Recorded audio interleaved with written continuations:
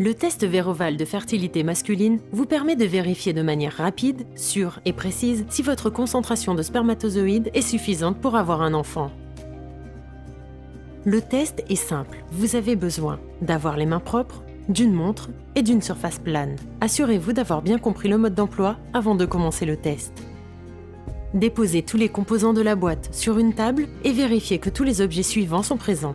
Gobelet, seringue, flacon avec solution de dilution, cassette test dans son emballage et le mode d'emploi. Collectez le liquide séminal dans le gobelet joint. En cas de perte de liquide séminal, jetez l'ensemble de l'échantillon et rincez le gobelet à l'eau. Attendez 48 heures et pas plus de 7 jours après la dernière éjaculation avant de recueillir un nouvel échantillon.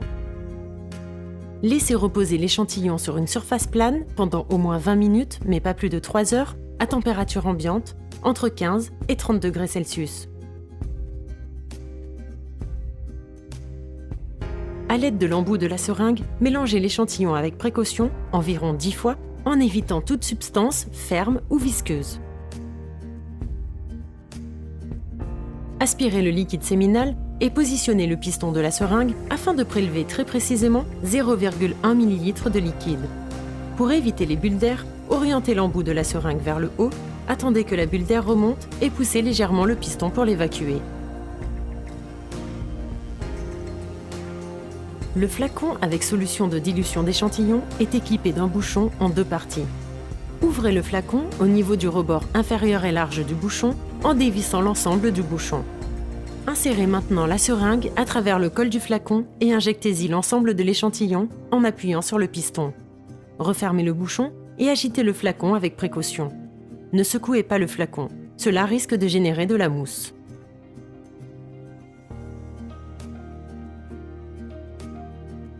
Laissez reposer le flacon contenant l'échantillon pendant 2 minutes et veillez à ce que l'ensemble soit correctement mélangé. Si ce n'est pas le cas, agitez à nouveau le flacon.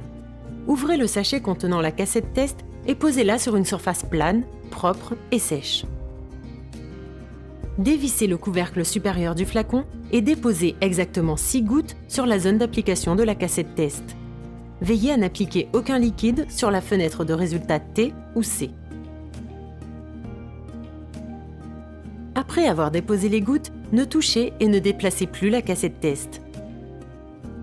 Lisez le résultat 7 minutes exactement après avoir déposé les 6 gouttes. Le résultat est positif en cas d'affichage de la ligne de contrôle C ainsi que de la ligne de test T. Ce résultat signifie que votre concentration de spermatozoïdes est d'au moins 20 millions par millilitre et que vous disposez de suffisamment de spermatozoïdes pour avoir un enfant. Un résultat positif ne signifie néanmoins pas que vous êtes fertile. Il existe encore une série d'autres facteurs qui peuvent influencer la fertilité d'un homme.